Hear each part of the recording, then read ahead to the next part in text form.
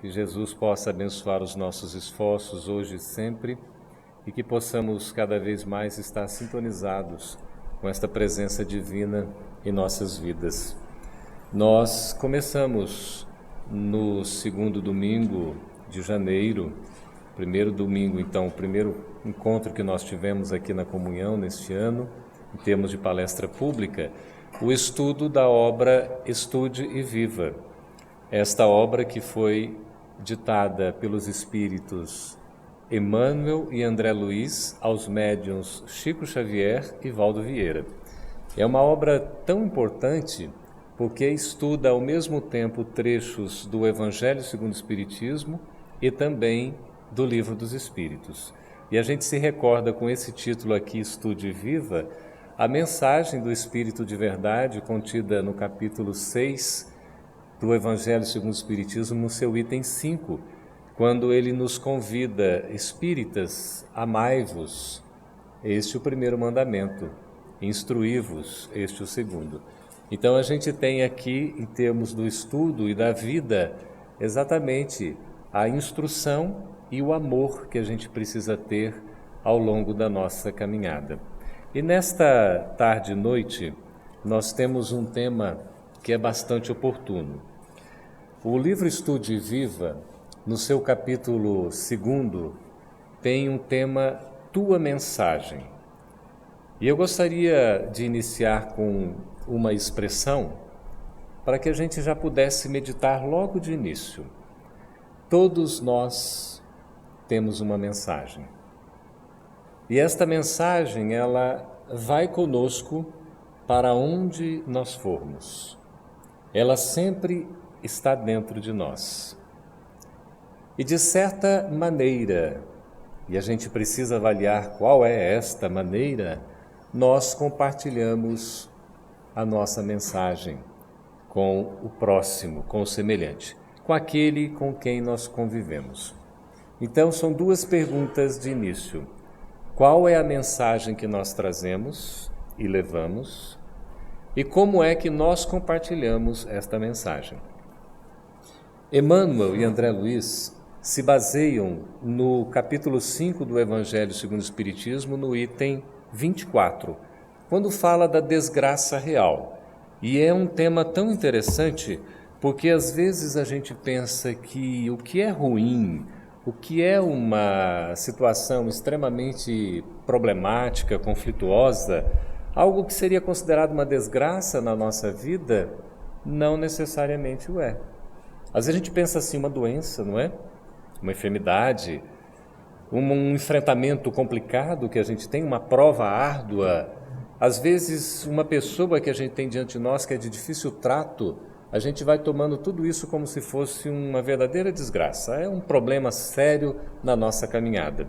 Só que a mensagem que a gente recebe, que é assinada por Delfina ou Delphine de Girardin, que foi recebida em Paris no ano de 1861, nos diz assim: vou revelar-vos a infelicidade sob uma nova forma, sob a forma bela e florida, que acolheis e desejais com todas as forças de vossas almas iludidas.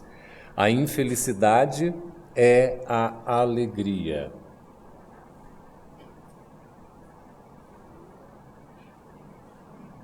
Vocês estão me olhando assustados assim? É proposital? Olha que coisa interessante. A infelicidade é a alegria, é o prazer, é o tumulto, é a vã agitação. O carnaval passou, não é? O pessoal todo alegre, naquela maior felicidade, tudo uma ilusão. E aqui está a revelação para nós. Essa felicidade, alegria, esse prazer que a gente sente temporário não é uma felicidade real. A satisfação da vaidade, isso sim é uma infelicidade, que fazem calar a consciência.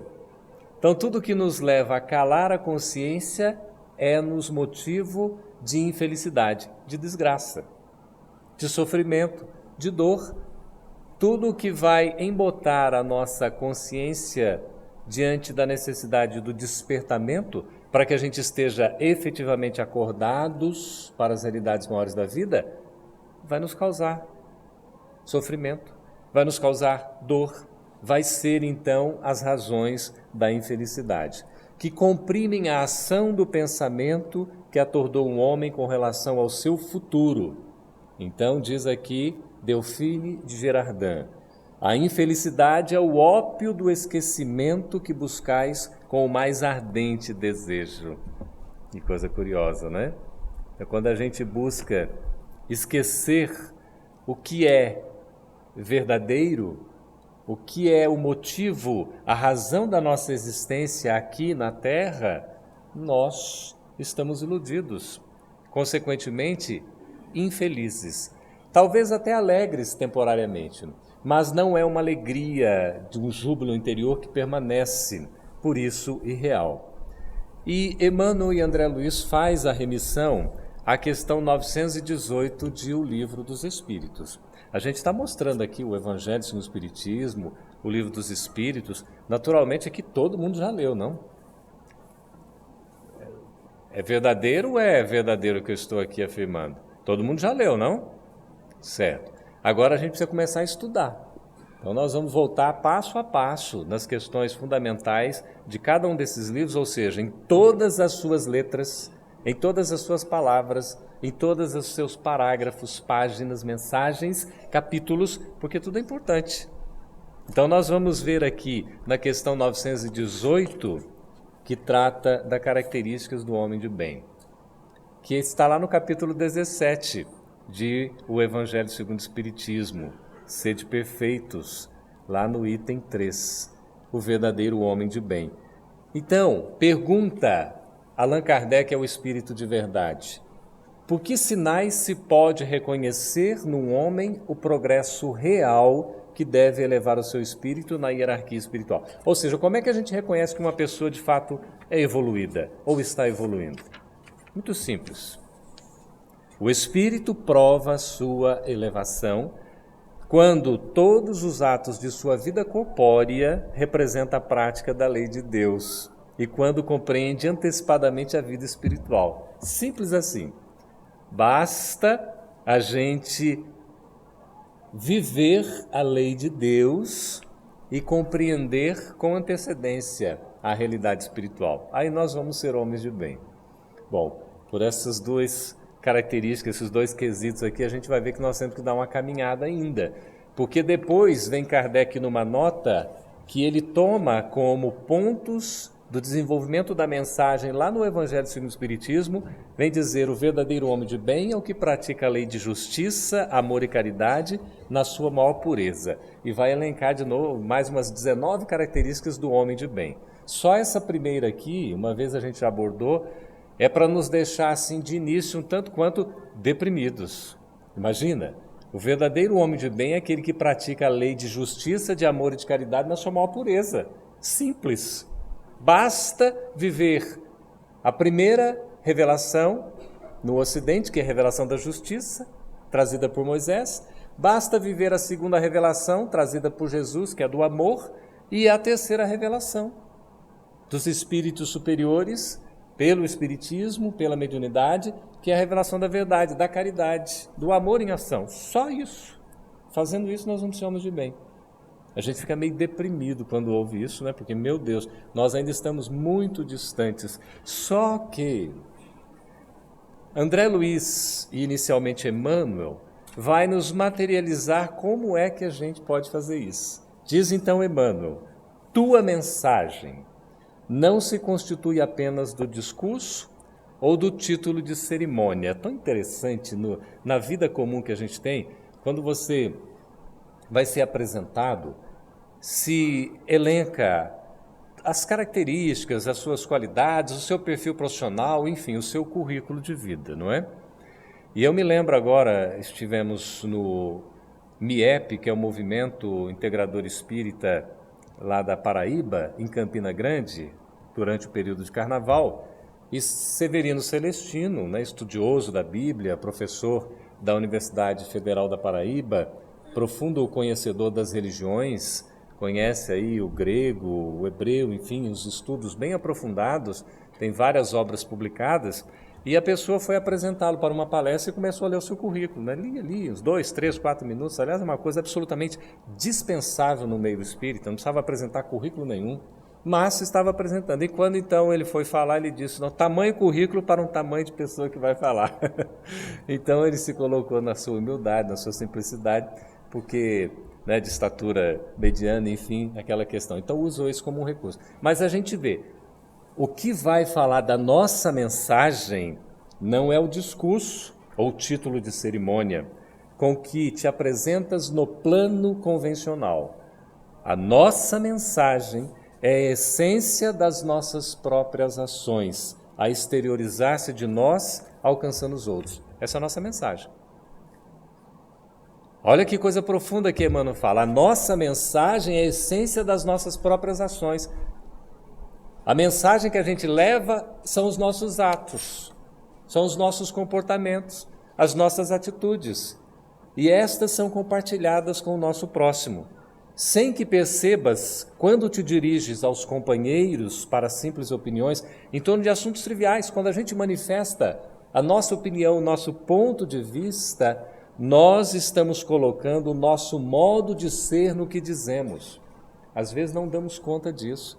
A gente se coloca como nós somos. Ali está a nossa opinião, ali estamos nós. Por isso que é importante a gente ponderar. Que mensagem é essa nós estamos levando para outrem? Quando nós traçamos uma ligeira frase num bilhete aparentemente sem importância, a gente deixa um recadinho, passa um WhatsApp, manda um e-mail, nós estamos derramando o conteúdo moral do nosso coração naquilo que nós escrevemos.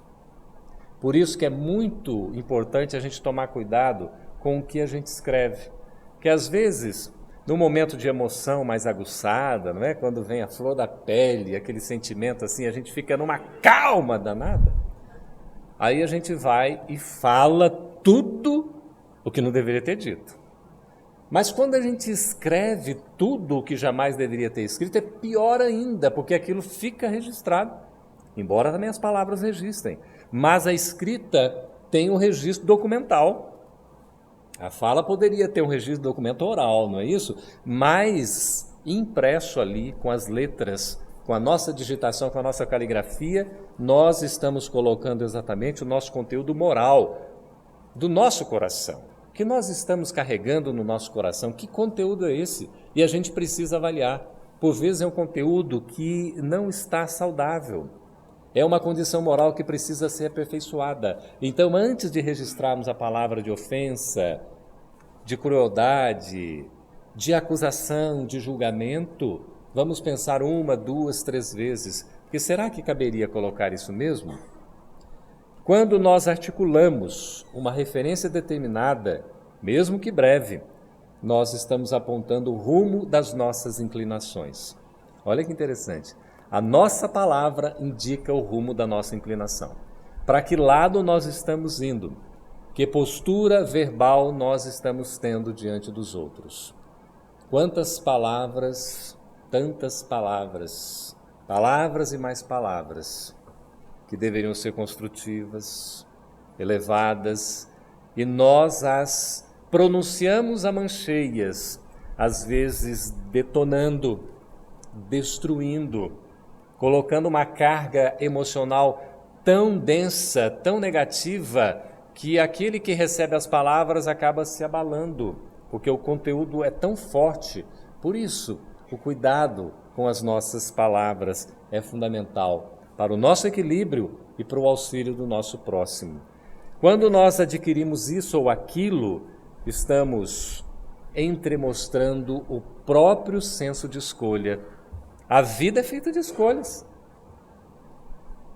Nós estamos escolhendo o tempo todo. São as opções que nós fazemos, até ao adquirir alguma coisa ou não, um bem, um pertence que nós vamos ter, aquilo que nós estamos usufruindo, são escolhas que nós fazemos ao longo da nossa vida. Por isso que a gente também tem que verificar para onde está indo o nosso senso de escolha. para onde nós estamos pendendo. Elegendo distrações, patenteias por elas os interesses que te regem a vida íntima. Quando então nós estamos escolhendo assim distrações, a gente está talvez despreocupado, está num período da vida em que a gente não dá muita importância às coisas sérias, a gente quer mais usufruir. Depois religião é uma questão de tempo para o futuro, não preciso me preocupar com isso, eu sou muito jovem ainda, não é? Nós temos vários jovens aqui, inclusive meu filho está presente, muito obrigado pela presença, com a sua digníssima namorada. Nós vemos como é importante essa questão do que nós estamos clareando em termos dos nossos interesses. Que interesses nós temos na vida? Nós estamos focando a nossa vontade, o nosso olhar exatamente no quê? Porque tudo que a gente faz, tudo pelo que nós nos interessamos, naturalmente vai gerar consequências. Por isso que a gente tem que fazer essa ponderação. Aí Emmanuel diz assim: reflete na mensagem que expedes diariamente na direção da comunidade. Refletir na mensagem que nós estamos expedindo. Nós somos feito aquele correio que vamos transmitir uma mensagem todos os dias. Em todos os momentos da nossa vida nós estamos compartilhando com o nosso próximo. Então vamos refletir nesta mensagem, na direção da comunidade, que vai chegar no outro, vai chegar no destinatário. Que mensagem é essa que nós estamos compartilhando? Tuas ideias, olha aqui, o que nós temos em nossa mente. Teus comentários, o que nós verbalizamos. Os nossos atos, aquilo que a gente pratica. As diretrizes, os valores que norteiam as nossas vidas, voam de nós ao encontro do próximo. São palavras, são pensamentos, são sentimentos, são ações, são diretrizes que estão sendo expendidas de nós. Elas saem de nós e o tempo todo chegam aos nossos irmãos. Então, é como se nós estivéssemos lançando sementes que são transportadas para longe das árvores que produzem. As sementes vão sendo semeadas. Feito a parábola do semeador, não é? A gente precisa ver a qualidade da semente. Qual a natureza dessa semente que nós estamos disseminando? Como essa semente vai chegar no outro? Que impacto isso terá?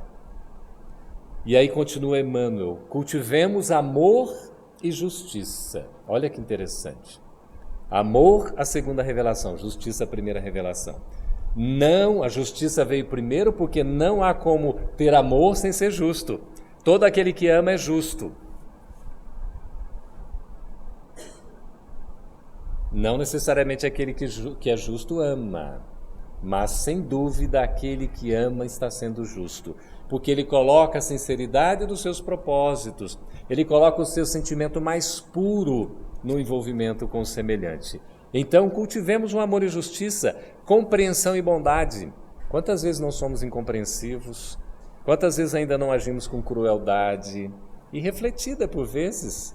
Nem pensamos e nos deixamos agir fora da bondade, no campo do espírito. Nós somos o espírito, a essência. Então é preciso cultivar o amor, a justiça, a compreensão e a bondade. E encerra Emmanuel essa curta mensagem: guarda a certeza de que tudo quanto sintas, sentimento, coração, e que pensas, pensamento, mente, fales, a verbalização das nossas palavras, dos nossos pensamentos, e realizes as nossas ações, é substância. Tudo isso, tudo que nós estamos sentindo, pensando, falando e realizando, é substância real da nossa mensagem às criaturas. E é claramente pelo que nós fazemos às criaturas que a lei de causa e efeito, na terra ou noutros mundos, nos responde zelando por nós.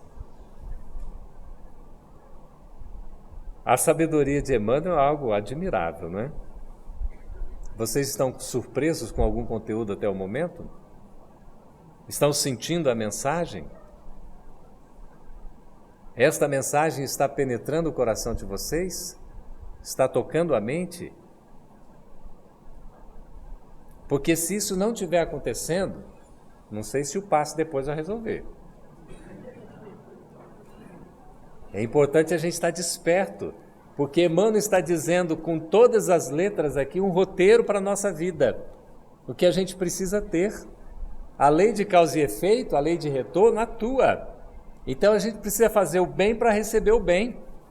Porque se nós fizermos o mal, nós vamos receber a oportunidade de receber o bem depois, mas pelo sofrimento. Por um caminho mais árduo, mais difícil, porque Deus não vai punir, não vai condenar. Mas nós vamos sofrer as consequências das nossas ações infelizes, dos nossos sentimentos ainda equivocados, não é?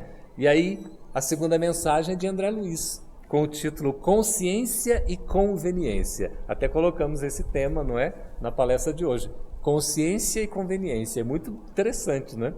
A gente aprende a consciência está escrita na nossa... A lei de Deus está escrita na nossa consciência. Exatamente. É a lei de Deus ali na nossa consciência. Então a gente vai buscar dentro de nós para saber o que Deus está nos dizendo. Não é fora, é dentro. O estudo nos abre a mente para a gente poder receber essas informações todas. E nós vamos processá-la com meditação, com interesse. Aí vem falar André Luiz assim: as boas soluções nem sempre são as mais fáceis. Vocês concordam? Nem sempre as boas soluções são as mais fáceis. Às vezes, as soluções que são as mais adequadas são aquelas mais difíceis, que dão mais trabalho para realizar. E ainda continua André Luiz: e as manifestações corretas nem sempre as mais agradáveis. Concordam também? Nem sempre as coisas corretas que a gente tem que fazer são aquelas que vão agradar. Ou nos agradar ou agradar outrem. Às vezes desagrada, mas são coisas que precisam ser feitas. Então, nem sempre a gente vai agradar todo mundo. Mas se estivermos fazendo a coisa certa, é preciso fazer. Agora, evidentemente, com cuidado, sempre, da educação, da gente não ofender, não magoar o semelhante. A trilha do acerto exige muito mais as normas do esforço maior. Então, seguir a trilha do acerto, o caminho certo, exige um esforço muito maior que as saídas circunstanciais ou os atalhos do oportunismo. Isso é André Luiz falando para nós. É o atalho do oportunismo, são saídas circunstanciais, a gente dá aquelas voltas, né? Tergiversa para lá, vai para cá, fala, não diz nada, porque se tratando de geralmente nada, como não resta a menor dúvida, a gente não fala nada com nada, e aí tenta enrolar alguma coisa assim. O que é que tem de essência? Nós precisamos ser autênticos, precisamos ser verdadeiros, sinceros, objetivos, diretos, respeitando, evidentemente, as características de cada um. Então, nos mínimos atos, diz André Luiz, negócios, resoluções ou empreendimentos que nós façamos, busquemos primeiro a substância post-mortem, ou seja, o que vem depois da morte. Ele está ficando louco, André Luiz, não, já está morto mesmo. É o Espírito quem está dizendo. O que ele está querendo falar? Para a gente, antes de fazer qualquer coisa, de pensar qualquer coisa, que a gente possa colocar nesses nossos pensamentos, nesses nossos atos, a reflexão quanto ao futuro. O futuro exatamente é o pós-mortem, é o após a morte, é o que virá depois, ou seja, a abertura para a verdadeira vida. Que quando a gente projeta no futuro, numa visão prospectiva, uma visão então de longo alcance, a gente tende a fazer as coisas mais certas. Quando a gente faz pensando apenas no hoje, no agora, a tendência é a gente se equivocar por conta do imediatismo. Por isso, a gente aprende no Espiritismo que é importante a gente planejar. Claro que é. E ter a visão de futuro, como está lá no capítulo 2 de O Evangelho segundo o Espiritismo, quando fala exatamente de que o reino de Deus ainda não é deste mundo. O reino de Deus ainda não está na terra. E é preciso compreender a mensagem do Cristo projetando para a vida futura, sem a qual essa mensagem, esse ensino, ficariam ininteligíveis. Nós não conseguiríamos compreendê-lo. Então, ensina André Luiz: hoje como ontem, a criatura supõe-se em caminho tedioso, tão só quando lhe falta alimento espiritual aos hábitos. Olha, meus irmãos, se a gente tiver o alimento espiritual na nossa vida, não nos vai faltar o que é essencial. Estarmos deprimidos, estarmos vivendo um tédio, uma tristeza profunda, nós nos sentirmos sós, é porque está faltando a essência. falta o alimento espiritual. Compartilhava aqui conosco, numa alegria íntima, num verdadeiro júbilo espiritual, a nossa querida Lisier, da felicidade que ela tem na vida, dos momentos em que se sente tão planificada que ela agradece a Deus. Não há o que reclamar. Mesmo com todos os enfrentamentos, dificuldades, problemas da vida, o nosso foco precisa ser positivo, precisa ser otimista, porque isso vai fazer uma grande diferença. Quando a gente vê a vida de uma forma pessimista, derrotista, nós já estamos nos entregando, nós já estamos nos sentindo vencidos, e é preciso reconhecer que nós somos capazes, nós temos a força dentro de nós. Nós comandamos bilhões de células existentes no nosso organismo. Nós somos uma potência, nós somos deuses. Nós temos uma mente que pode funcionar co-criando com Deus coisas extraordinárias ao longo do processo evolutivo. Então é preciso enxergar a vida com bons olhos. É começar a reconhecer muito mais a saúde do que a enfermidade, a alegria do que a tristeza, o amor do que o ódio, a paz do que a guerra. Porque isso vai facilitar a nossa caminhada. A gente toma um verdadeiro banho, não precisa ser de sal grosso. Quando necessário, tome também um banho de sal grosso. Mas um banho que higieniza a nossa alma, que desperte o nosso interesse por uma vida verdadeiramente feliz. Alegria que dependa das ocorrências do terra a terra não tem duração.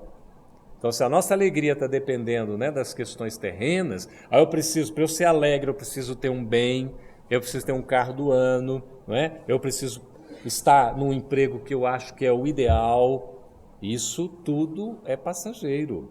Se a nossa alegria estiver depositada nisso, não será uma alegria verdadeira. Por isso que ele diz aqui, assim, a alegria real dimana da intimidade do ser.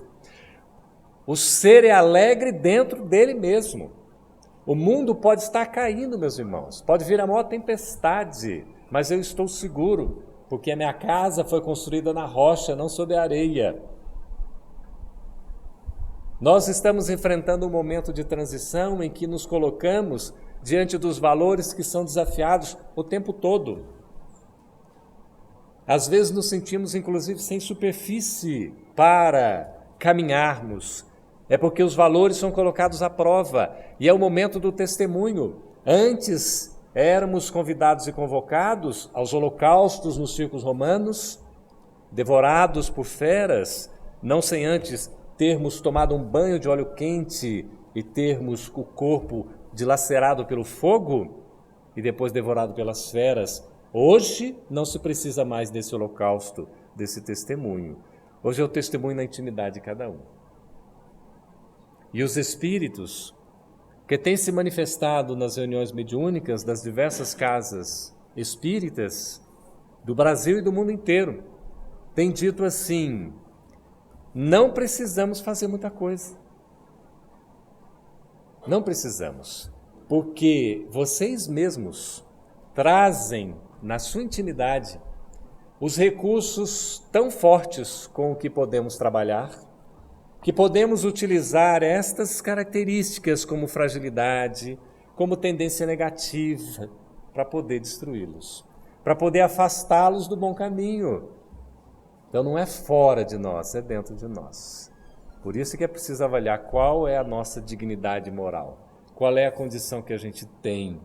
E nós todos precisamos, com humildade, caminharmos juntos, porque nenhum de nós aqui é espírito evoluído com tarefa absolutamente cumprida.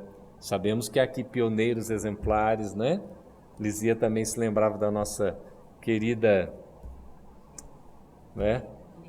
Dona Irene. Eu li um livro da Dona Irene na minha adolescência, de Otávio Cantelli. Amanhã será um novo dia. Nunca mais me esqueci da história. Então nós temos esses exemplos conosco, pessoas que deram a sua vida, o seu testemunho de maneira impressionante e aqui continuam como exemplo para nós. Então a gente tem que aproveitar a oportunidade para ver se por osmose não dá, Mas a gente vai se aproximando, vai tendo um contato, porque tem um exemplo vivo diante de nós. A esse respeito, recordo-me que numa palestra de ontem, o companheiro Adalto estava na Casa do Caminho, do Guará 2, fazendo uma palestra, ele que trabalha mais especificamente no Atualpa Barbosa Lima, uma casa aqui da Asa Sul, ele recordava de Albert Einstein. Einstein foi considerado o maior cientista do século XX, principalmente da primeira metade do século XX. Diz que uma senhora chegou diante de Einstein assim e disse, olha, admirado com todas as realizações de Einstein, né, disse assim, eu daria a minha vida para estar na condição que o senhor está. Aí a resposta de Einstein, minha amiga, nenhuma surpresa, porque eu dediquei a minha vida inteira para estar onde estou. Que a gente vê o referencial, não é? Vê a pessoa que já caminhou, já realizou, tá ótimo. Aí, olha, eu queria estar na sua posição, que coisa boa, né? Vai fazer tudo que o indivíduo fez. Às vezes a gente diz, eu adoraria ser um Chico Xavier. Vai passar por tudo que Chico Xavier passou. Adoraria ser uma Dona Irene, né? Vai passar pelas experiências e dificuldades que a Dona Irene passou. Os méritos são conquistas íntimas, intransferíveis. É por isso que cada um tem que fazer a sua parte. Recomenda André Luiz, meditação elevada. Quem é que faz meditação aqui, por favor? Coisa boa, né? 5 pessoas em 1000. Ótimo. Olha ali, mais 6, né? O pequenininho já está fazendo meditação, né? Essas crianças hoje já nascem no estado alfa, né? Estado de gama, impressionante, assim, já são mais despertos para essa realidade espiritual. Mas recomenda meditação elevada. É um exercício de concentração que a gente pode fazer, de autoconhecimento, de silêncio, em que a gente vai buscando dentro de nós mesmos os recursos para uma integração com a obra divina. Meditação elevada, culto à prece, olha o hábito da oração, como é importante para nós. Leitura superior, por isso, ler uma página pelo menos por dia. Os espíritos recomendam que a gente deveria ler a obra de Kardec 15 minutos por dia. Qualquer um dos livros, pega lá um dos 5 livros, pega a Revista Espírita, Obras Póstumas, que é Espiritismo, enfim, um desses livros, leia 15 minutos por dia. É impressionante como a nossa mente vai se abrir. E às vezes a gente diz assim, mas você vai ler Kardec, Kardec tem uma linguagem do passado, é do século XIX, está ultrapassado, né? O que está ultrapassado é a nossa ignorância, não é? Que precisa realmente estudar e ver o tanto que é oportuno e como tudo o que está ali é verdadeiro, porque a verdade não tem tempo, ela é atemporal, não é isso? Então ele recomenda aqui, conversação edificante, a tal da conversação edificante. As mulheres falam muito mais do que os homens, mas diz que elas falam muito mais porque os homens precisam escutar cada coisa 2 vezes. Então, a nossa conversação deve ser edificante. Quantas palavras nós não estamos semeando, né, que não tem valor algum? Lembram-se daquelas penas do travesseiro? Tem um livro que se chama A Mentira, não, A Dúvida. É um filme, A Dúvida.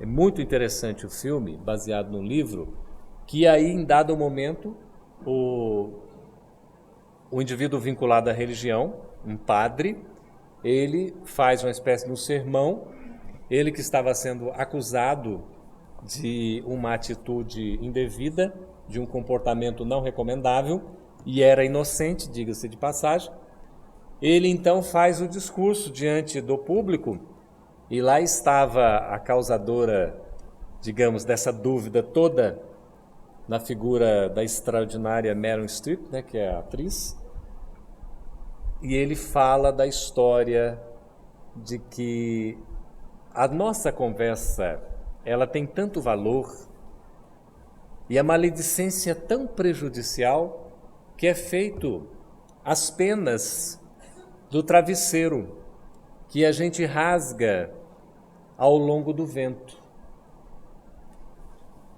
Isso é a maledicência. São as penas que se espalham de um travesseiro que a gente rasga ao vento.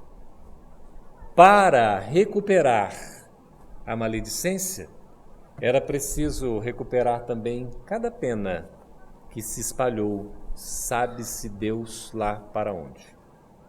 E a última cena do filme, posso contar? Não, né? Então, dizendo que eu não posso contar, não vou contar. Então, vocês vão ver o filme. É impressionante a última cena. O nome é A Dúvida, interrogação. Vai lá, vamos ver o filme. Ninguém respira sem os recursos da alma. O que nos dá ânimo, anima, é a alma. Essa é a vida. Então, nós não respiramos sem os recursos da alma. Quantas ilusões a gente busca, não é? Em tantas coisas aí que passam, que nos desiludem depois porque não tem existência real. Todos carecemos de espiritualidade para transitar no cotidiano. Ainda que a espiritualidade surja para muitos com diversos nomes, não interessa os nomes. A espiritualidade não é propriamente uma religião.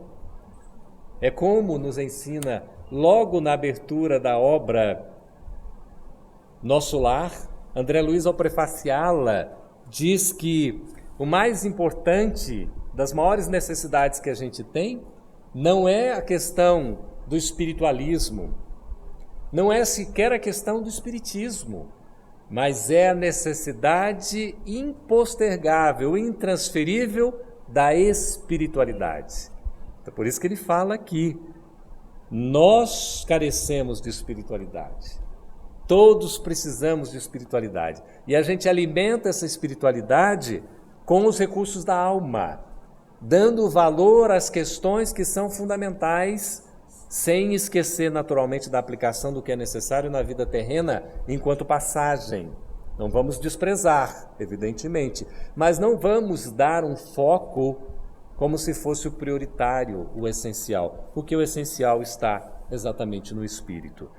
Atingindo um nível de entendimento, não mais é lícita para nós a menor iniciativa que imponha distinção indevida ou segregação lamentável. Olha, nós estamos em pleno século XXI, foi criada aqui no Distrito Federal uma delegacia especial, não é, para a questão da intolerância, dos diversos tipos de intolerância, inclusive a religiosa.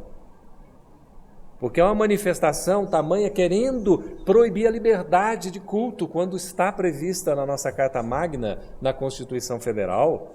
Nós temos a liberdade de expressão religiosa porque o Estado é laico, o Estado não é religioso, ainda bem.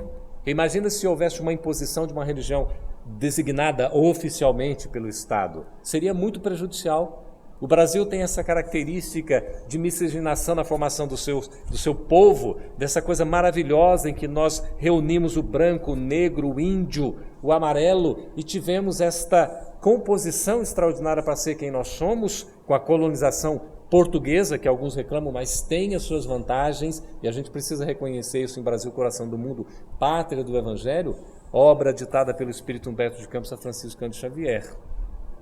Plena década de 40, ele nos trazendo exatamente essa revelação da missão espiritual do nosso país.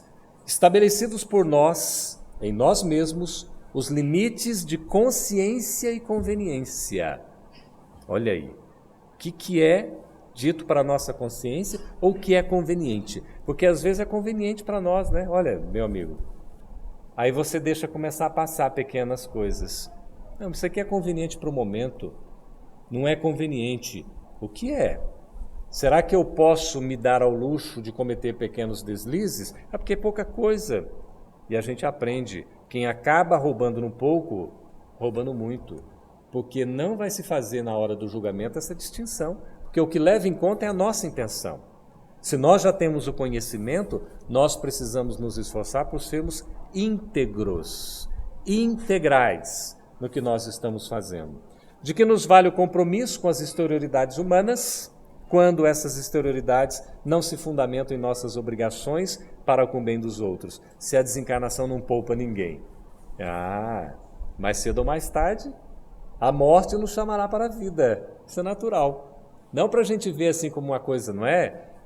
Digamos, não tem como fugir, realmente não tem como fugir. Como fatal, mas é fatal mesmo. Como determinístico, mas é determinismo. Como é que eu vou dizer então? Assim, para a gente não ficar extremamente preocupado para dizer, olha, a morte vai acabar com tudo. Não adianta essa preocupação, porque a morte não vai acabar com tudo. Pelo contrário, a morte vai revelar tudo. Dela não tem como fugir. Então nós não precisamos ficar fazendo apologia da morte, Mas nós precisamos entender que esta morte, como passagem, nos abre o poste para a verdadeira vida. Então a morte nos conduz à vida. E a gente vê aqui, no capítulo 5 desta obra Estude Viva, diante da consciência, que a gente associou com a liberdade aqui do estudo, por isso que é gostoso estudar, não é? Vocês estão gostando, gente? Quem não estiver gostando, por favor, olha lá, não, né? A criança é espontânea, né? Fala o que pensa, o que sente, é uma beleza. Muito bem. Então nós vemos aqui, no capítulo 5, né, que é essa delícia do estudo que você navega, a gente vê diante da consciência. E André Luiz e Emmanuel se baseiam no capítulo 17, item 2 do Evangelho, que é exatamente o item 17, o capítulo 17 fala assim, sede perfeitos, como perfeito é vosso Pai Celestial que está no céu. E o item 2 explica como é que essa tal da perfeição, porque nós jamais seremos perfeitos como Deus, porque senão haveriam vários deuses, né? E nós vamos entender que nós vamos ser perfeitos relativamente. Relativamente. Então a perfeição relativa é que nos cabe na condição de filhos do Pai, de criaturas do Criador. E o que significa essa perfeição? É nós procurarmos fazer tudo o que estiver ao nosso alcance, aproveitando o máximo possível a nossa potencialidade. Por isso que é você colocar a lei de amor em ação, a de justiça, de caridade. Tudo está resumido na caridade, porque a caridade é a lei maior, é a virtude por excelência. Em tudo mais está reunido na caridade. No amor a Deus sobre todas as coisas, no amor ao próximo. Isso é que é ser perfeito. E aí, André Luiz e também Emmanuel utilizam a questão de número 169 de O Livro dos Espíritos, que vai falar da reencarnação. Olha só que interessante, só para pegar aqui a leitura 169, a gente tem no capítulo que trata da reencarnação a seguinte pergunta. Eu vou fazer a pergunta, vocês, por favor, vão dar a resposta, combinado? O número de encarnações é o mesmo para todos os espíritos? Ah, é fácil a resposta, né? Não, claro que não. Então, nem todos os espíritos têm o mesmo número de encarnações. Cada um vai ter o número de existências físicas a depender do quê? Aquele que caminha depressa se poupa a muitas provas. Você está caminhando mais rápido, ele está vencendo várias provas mais rapidamente. Todavia, essas encarnações sucessivas são sempre muito numerosas, porque o progresso é quase infinito. Olha só, são muito numerosas porque o progresso é quase infinito. Não vamos entrar nessa digressão filosófica do quase infinito, porque a gente, no infinito, não sairia daqui hoje. Que a obra de Kardec é tão profunda que aqui tem uma revelação que é para análise de um aprofundamento que caberia para estudo aprofundado da doutrina espírita de fato. O progresso é quase infinito, né? Olha só que interessante, quase infinito. Mas nós temos muito que caminhar. E aí vem a mensagem de Emmanuel dizendo assim, a vontade do Criador na essência é para nós a atitude mais elevada que somos capazes de assumir, onde estivermos em favor de todas as criaturas. Ora, a gente fica na dúvida, né? O que eu preciso fazer então? É a vontade de Deus que tem que se manifestar por nós. Ah, Campete, mas qual é a vontade de Deus que deve se manifestar por mim? Vai buscar na sua consciência, meu irmão, eu não vou ter essa resposta para você. Está na nossa consciência. Não, mas como é que eu vou buscar na minha consciência? Vai estudar um pouquinho mais o Evangelho. Vamos buscar mais no Espiritismo, que a gente vai começar a encontrar umas respostas. Olha, nós temos uma base fundamental, o amor ao próximo, o amor a Deus, essa é a nossa diretriz. Então a gente vai encontrando elementos, toda vez que a gente fizer alguma coisa que a consciência der uma pesadinha, a gente sentir, nossa, né? Parece que a gente desviou, a gente não fez o que é certo, ficou incomodado, vem um remorso, vem assim os pensamentos. Reflita. Procure agir de maneira diferente. Coloque sempre o próximo à frente, não só o seu interesse. Então, diz Emmanuel, sem dúvida, é a execução do dever que as leis do eterno bem nos preceituam para a felicidade geral. Isso é seguir a vontade de Deus. Aí ele dá assim, qual é esse dever? Porque a gente poderia ficar na dúvida. Meus irmãos, não haverá dúvida depois que a gente vai ver aqui. Primeiro, na conduta, qual é o nosso dever? Sinceridade. Na nossa conduta, na nossa forma de agir, nós precisamos ser sinceros. Toda vez que nós formos ser sinceros, nós estaremos com a conduta que é acertada. É por isso que, às vezes, no meu comportamento, assim, alguns dizem assim, você dá muitas voltas, né? Aí eu fico pensando, eu estava tentando ser educado, né? Mas isso dá tanta volta que acaba não ficando claro para a pessoa o que é. Então, a sinceridade é você ter essa postura honesta de quem você é. Não precisa maltratar o outro, é claro, né? Dizer, eu sou sincero, eu vou falar o que eu falar do jeito que eu penso, e a pessoa doa, se doer, o problema é dela. Não é bem assim também, né? Nós precisamos ser, no mínimo, educados. Mas ser sincero, não deixar de ser autêntico, ser verdadeiro. No sentimento, qual o melhor dever, como é que a gente deve se comportar? No sentimento, limpeza. Bem-aventurados os que têm puro coração, porque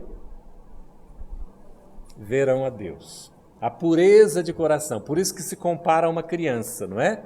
Vai dizer é sincera, é pura, diz não, porque não está gostando. Né? Daquela coisa assim, essa pureza a gente precisa resgatar dentro de nós, não é? Uma limpeza, uma higienização. A gente vai fazendo isso gradativamente. Na ideia, o que é preciso ter como dever para cumprir na ideia? Olha, Emmanuel, a receita que ele dá. Elevação. Então, ideias elevadas. Na atividade, como é que a gente cumpre o nosso dever na atividade? Serviço. Serviço é servindo. Nós somos servidores. Toda vez que a gente estiver inativo, ocioso, preguiçoso, nós vamos nos dar mal. Nós vamos ser infelizes. Por isso que a gente tem que estar ativo no bem, ocupação útil no trabalho que vai beneficiar o próximo. Aí a gente vai ser feliz. No repouso, porque a gente também tem direito ao repouso. Dignidade. Olha aí, dignidade no repouso. Na alegria, o júbilo, a alegria, nós vamos colocar nossa alegria para fora. Estamos felizes, estamos alegres. Temperança. Temperança dá uma ideia, não é? De que a gente vai dar uma temperada. Não vai ser exagerado, porque todo exagero é prejudicial. Todo extremo é negativo, seja para mais, seja para menos. Na dor, o que é preciso ter na dor, meus irmãos? Paz, paciência. Na dor, paciência. Ai, meu Deus do céu. Bendita a dor que acorda os corações para a sinfonia da vida eterna, diz meu papaizinho, agora chegando aos seus 85 anos de idade. A dor é um constante convite da vida a fim de que aceitemos uma entrevista com Deus. Assinala Emmanuel, lá no livrinho Material de Construção. Vai construindo a nossa alma, né? Vai se aperfeiçoando. Então, na dor, vamos ter paciência. No lar, o que é preciso ter no lar? Devotamento. Olha a sabedoria do Espírito. Coloca a palavra principal. No lar, acima de tudo, o nosso dever deve ser com devotamento. Na rua, tem até umas plaquinhas em alguns carros que a gente vê, não é? Gentileza, olha aí. Na rua, gentileza. Se um indivíduo atravessou a gente, né, não vai parar o carro do outro, para o seu e sai, né, quase sacando uma arma para poder ofender o outro. Quantas vezes, gente, não é? A gente é calmo, muito tranquilo, mas no trânsito, não é? Então, vamos ser gentis com o outro. Na profissão, diligência. Diligência é fazer as coisas. Se você está na profissão, está lá como um técnico, como analista, não interessa, você está fazendo o seu ofício, seja diligente, seja produtivo, aproveite bem o seu tempo. No estudo, a gente fala assim, você precisa ser o que no estudo? Aplicado. Aplicado. Então, aplicação no estudo. No poder, olha só que interessante, Emmanuel chega nesse ponto. Para dizer no poder, como é que eu vou cumprir meu dever? Com liberalidade. Não é porque eu tenho poder que eu vou ser um carrasco. Eu tenho que dar liberdade para que o outro possa também exercer a sua autoridade. Na afeição, equilíbrio. Até para sermos afetivos é preciso equilíbrio, porque tem um indivíduo que tem uma afetividade danada que gruda feito um carrapato. Acontece não, né? Nossa, é aquela afetividade localizada, é só para a pessoa. Eu sou afetivo, afetivo, afetivo. Aconteceu qualquer coisa, já não sou mais afetivo, não é? Então tome cuidado com a afetividade também. A gente precisa ter equilíbrio na afeição, porque senão vira uma afeição cobrança. E aí o outro é um torturado, é um prisioneiro nosso, que é cheio de exigências, não é? Na corrigenda, quando a gente vai corrigir alguém, o que é preciso ter, gente? Misericórdia. Lá no capítulo 17 de O Evangelho segundo o Espiritismo, no item 10, fala do homem de bem. A primeira expressão utilizada por Kardec é que na relação com os outros, nós precisamos ser compassivos. O que significa isso? Ter compaixão, sermos compreensivos, termos tolerância para a gente poder entender. Então, na corrigenda, misericórdia. Na ofensa, essa é fácil. Se alguém nos ofender, perdoar. Na ofensa, perdão. No direito, eu tenho os meus direitos. O que eu preciso ter? Essa ninguém vai saber. Não sabe. Nem os juristas jamais imaginariam isso. No direito, desprendimento. Emmanuel, com tanta sabedoria que ele teve nos campos da filosofia, da religião, da cultura, da história, das leis, ele vem nos ensinar aqui que nós precisamos, no exercício de qualquer direito que a gente tenha, é preciso ter desprendimento. Porque a gente diz, eu tenho os meus direitos estão acima. O seu maior direito, seu infeliz, é ser desprendido.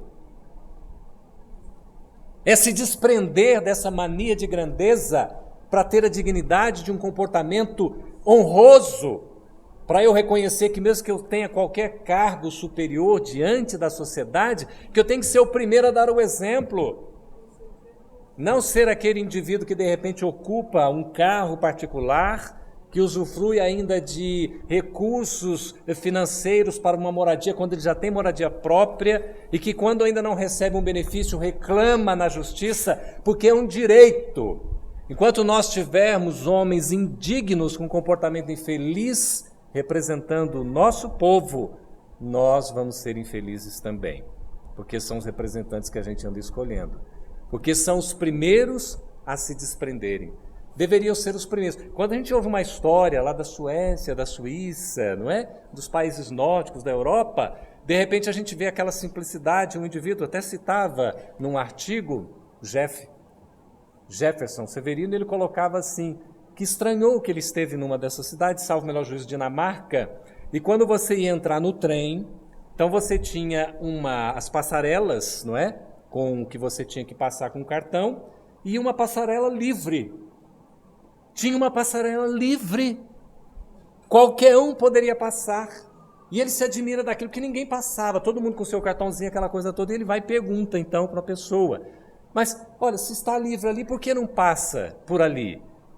E aí o outro respondeu, por que passar por ali? Por que passar por ali? O meu dever é passar por aqui, porque estou pagando. Então há uma liberdade, mas com um juízo de responsabilidade. Imagina se fosse aqui no Brasil.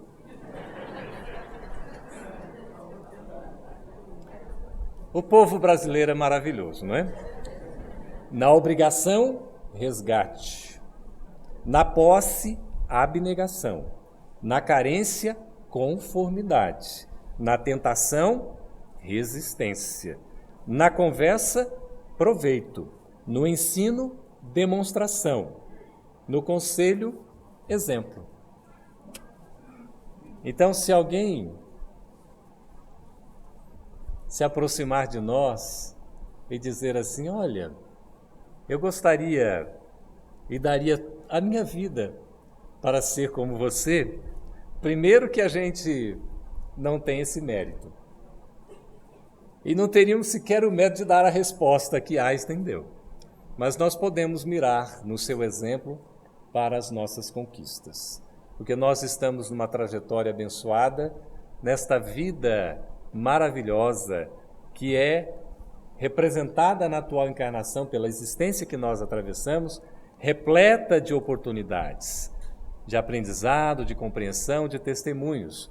E é preciso, então, avaliar qual é a mensagem que nós estamos compartilhando com o nosso próximo. Qual o conteúdo dos nossos sentimentos, das nossas palavras, das nossas ações. Como nós estamos fazendo isso diante do próximo. E tomando aqui a expressão do poeta Antero de Quental, registrado no livro Parnaso de Além Túmulo, o primeiro livro publicado por Francisco Cândido Xavier, no ano de 1932, pela Federação Espírita Brasileira, traz este poema lindo chamado Consolai, com o qual eu gostaria de encerrar as minhas palavras e gostaria que depois, espontaneamente, como vocês são tão bondosos, aplaudissem o poema de Antero de Quental. Se eu pudesse, diria eternamente, aos flagelados e desiludidos, que sobre a terra os grandes bens perdidos são a posse da luz resplandecente. A dor mais rude, a mágoa mais pungente, os soluços, os prantos, os gemidos, entre as almas, são louros repartidos, muito longe da terra impenitente. Oh, se eu pudesse, iria em altos brados libertar corações escravizados sob o guante de enigmas profundos. Mas dizei-lhes, ó vós que estais na terra, que a luz espiritual da dor encerra a aventura imortal dos outros mundos. Muito obrigado pela atenção.